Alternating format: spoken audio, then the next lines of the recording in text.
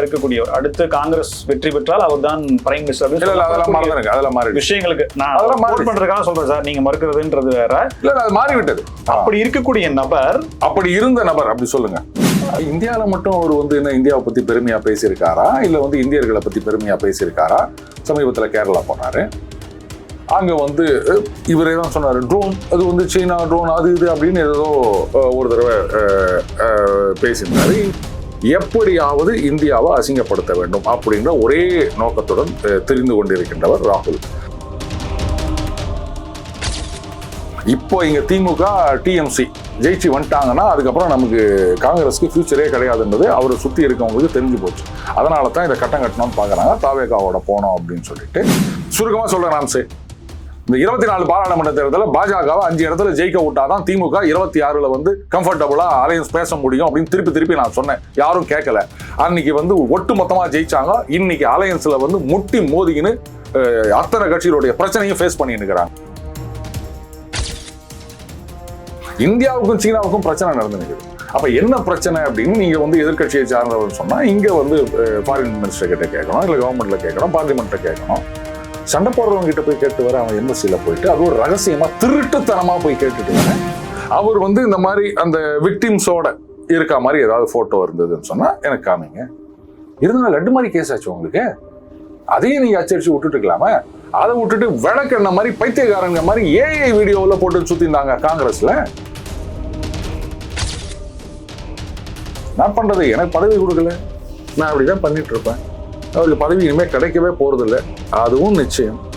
எப்படி 29ல் காங்கிரஸை இவங்க எல்லாம் கருவேப்பிலை மாதிரி தூக்கி போறாங்க அப்படின்னு நான் சொன்னதை நீங்க 29ல் பார்க்க போறீங்களோ.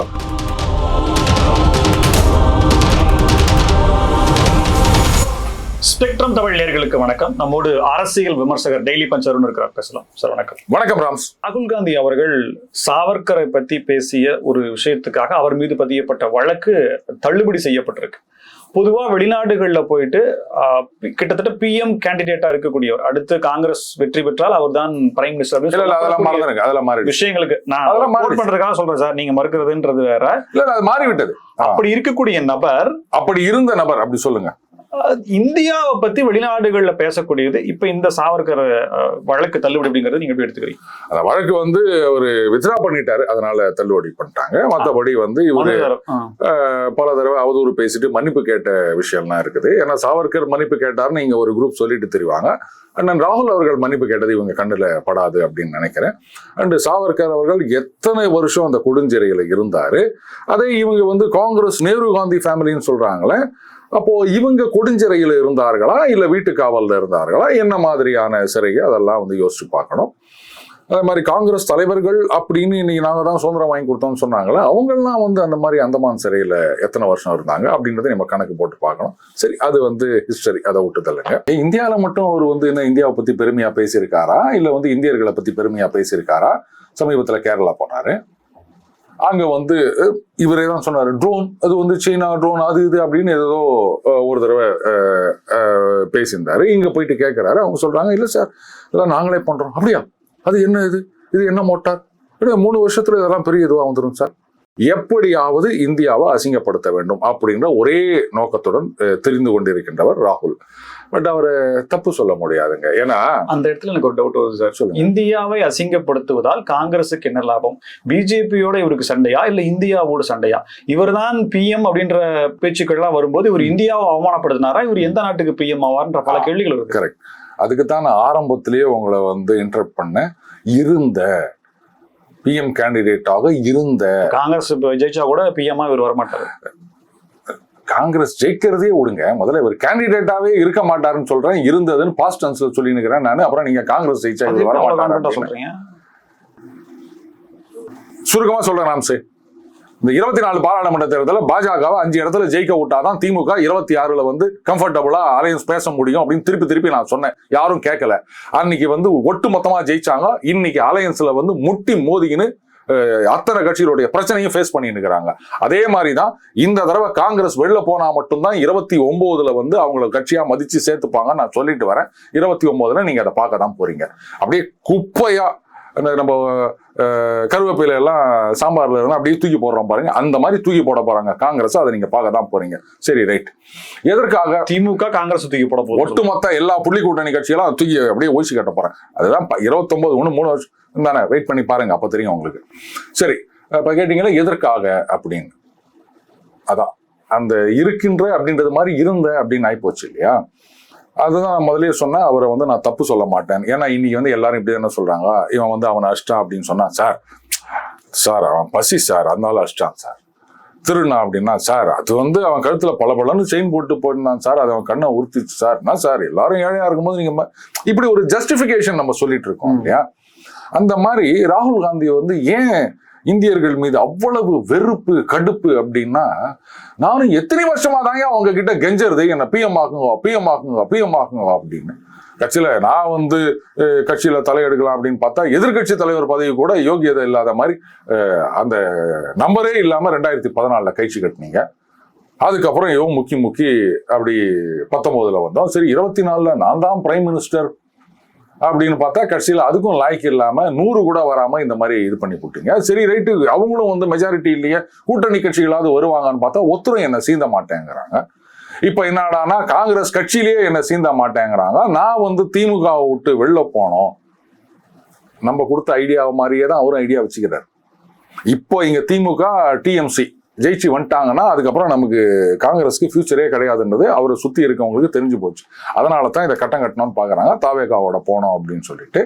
ஆனா கட்சியிலேயே வந்து கடைசியில சோனியா அம்மையாரோ இல்ல வந்து பிரியங்கா அவர்களோ அவங்க தலையிட்டு இல்ல திமுகவுடன் தான் போனோம்னு சொல்லிட்டாங்க. அதனால தான் அங்க கேரளாக்கெல்லாம் வந்தாரு, இங்க வரல. மோடி அவர்கள் தமிழ்நாட்டுக்கு வர்றார், கேரளாவுக்கு போறார், 2 ஸ்டேட்லயும் எலெக்ஷன் நடக்குது. ஆனா அண்ணன் இங்க வரவே இல்லை. அண்ணன் பிரதர்னு கூட சொல்லல. வாழ்த்து சொல்லும் போது கட்சியிலேயே என்ன யாரும் மதிக்கல, எனக்கு யாரும் ஓட்டு போடல, என்னை யாரும் பிரைம் மினிஸ்டர் ஆக்கல, அதனால இந்த நாடும் மக்களும் நாசமாய் போகட்டும். எனக்கு ஓட்டு போடாதவங்கள நான் என்னத்துக்கு இது மாதிரி பண்ணோம்? இது மாதிரிதான் சந்தர்ப்பம் கிடைக்கும் போதெல்லாம் அசிங்கப்படுத்தினே இருப்பேன் நான். எனக்கு சான்ஸ் கொடுக்கலன்னா அப்படிதாங்க நான் பண்ணுவேன். இந்தியா இப்ப நீ ஏன் வந்து ஒரு சினிமா கம்பெனி வச்சிருக்க, எனக்கு சான்ஸ் கொடுக்கலாம், இவன்லாம் ஒரு டைரக்டர், இவன்லாம் ஒரு ப்ரொடியூசர், படம் எடுக்க வந்துட்டான் அப்படிதானே சொல்வேன். சரி, அப்படி சொல்லிட்டு இன்னொரு டைரக்டர் போவீங்களா, இன்னொரு ப்ரொடியூசர் போவீங்களா? இப்ப நீங்க இங்க இந்தியாவை திட்டுறீங்களா, அப்ப நீங்க இந்தியாவை திட்டு நீங்க எங்க போறீங்க? ஒருத்தனுமே சான்ஸ் கொடுக்க மாட்டேன்றாங்க. அப்ப நான் ஒட்டுமொத்த டைரக்டர் சொல்லுவேன், மறுபடியும் இங்க தானே வர போறீங்க, பிஎம் இங்க தான் நிக்க போறீங்க. நான் நிக்க போறது கிடையாது, என்ன யாரும் நிக்க விட போறது கிடையாது. 29 என்ன யாரும் பிரைம் மினிஸ்டர் கேண்டிடேட்னு சொல்ல போறது கிடையாது. சொன்னா உங்களை மறுபடியும் ஐயோ இப்படி போயிட்டாரு இவ்வளவு தலைவர் நம்ம மறந்துடுவேன்னு சொல்லி மறுபடியும் கூப்பிடுவாங்களா? அப்போ நீங்க கேண்டிடேட் தான் சொல்லுவீங்க. என்னால பிஎம் ஆக முடியாதுன்னு எனக்கு நல்லாவே தெரியும். இந்த ஜனங்க எனக்கு ஓட்டு போட மாட்டாங்க, அதுவும் எனக்கு நல்லா தெரியும். அதனாலதான் நான் திட்டி நிக்கிறேன். என்னைக்காவது எனக்கு ஓட்டு போடுவாங்க போயா எங்கேயுமே சரி. ஏன் இங்க மட்டும் அவர் பேசலையா? காம்ப்ரமைஸ்டு பிஎம்னு பேசி நிற்கிறாரு. இவர் வந்து சைனீஸ் கம்யூனிஸ்ட் பார்ட்டியோட கையெழுத்து போட்டது காம்ப்ரமைஸான்னு கேட்டா என்ன பதில் சொல்வாரு? இன்னி வரைக்கும் எந்த பத்திரிகையாளராவது கேள்வி கேட்டுக்கிறாங்களா அவரை? நீங்க வந்து சைனீஸ் கம்யூனிஸ்ட் பார்ட்டியோட கையெழுத்து போட்ட போட்டோவெல்லாம் வந்து அவங்க ரிலீஸ் பண்ணிக்கிறாங்க, இதுக்கு என்னங்க அர்த்தம்? யாராவது ஒருத்தர் கேட்டுக்கிறாங்களா? அங்க தோக்லாம்ல அங்க இதுல கால்வான் பிரச்சனை, இது மாதிரிலாம் நிறைய பிரச்சனை இருந்தது. அந்த மாதிரி சைனாவோட பிரச்சனை நடக்கும்போது நேராக சைனீஸ் எம்பசிக்கு போறாரு. இங்க பாஜக கேள்வி கேட்டோன்னா அவர் போகவே இல்லை அப்படின்னு காங்கிரஸ்ல வந்து ஜிங்கு ஜக்குன்னு ஜால்ரா அடிக்கிறாங்க. அதுக்கப்புறம் அவர் போயிட்டு வந்ததுக்கான அந்த போட்டோ அந்த இதெல்லாம் ரிலீஸ் பண்ண உடனே அது அதாங்க அது பிரச்சனை இல்லை, அது என்ன ஏது அப்படின்னு கேட்கறதுக்காக போனாரு. அப்ப போகவே இல்லைன்னு சொன்னது பொய் சொன்னதை விடுங்க. இந்தியாவுக்கும் சீனாவுக்கும் பிரச்சனை நடந்துருக்குது. அப்ப என்ன பிரச்சனை அப்படின்னு நீங்க வந்து எதிர்கட்சியை சார்ந்தவர் சொன்னா இங்க வந்து ஃபாரின் மினிஸ்டர் கிட்ட கேட்கணும், இல்ல கவர்மெண்ட்ல கேட்கணும், பார்லிமெண்ட்ல கேட்கணும். சண்டை போடுறவங்க கிட்ட போய் கேட்டு வர, அவன் எம்பசியில போயிட்டு அது ஒரு ரகசியமா திருட்டுத்தனமா போய் கேட்டுட்டு வர.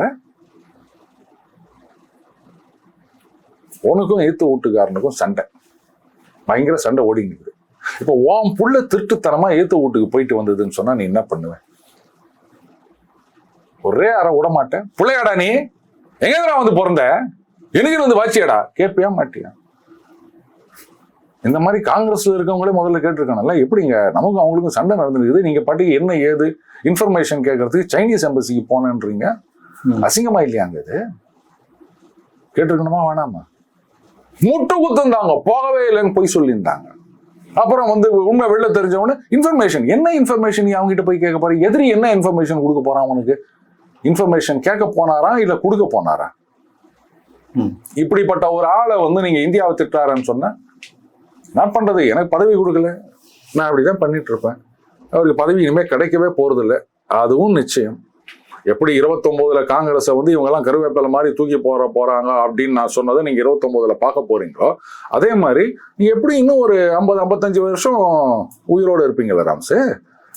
கவலைப்படாதீங்க. அது வரைக்கும் அண்ணனால வந்து பிரைம் மினிஸ்டர் ஆக முடியாது. முதல்வர் கூட ஆயிடலாம். எப்படின்னு கேக்குறீங்களா? கேரளா முதல்வரா? நீங்க ஒரு காலேஜ் ஆரம்பிச்சீங்கன்னா அதுல வந்து முதல்வர் அப்படின்னு போட்டு அங்க போய் உட்காந்துக்கலாம். ஆனா பிரதம மந்திரி ஆகவே முடியாது. அதான் கஷ்டம். இது அவருக்கு நல்லா தெரிஞ்சு போச்சு.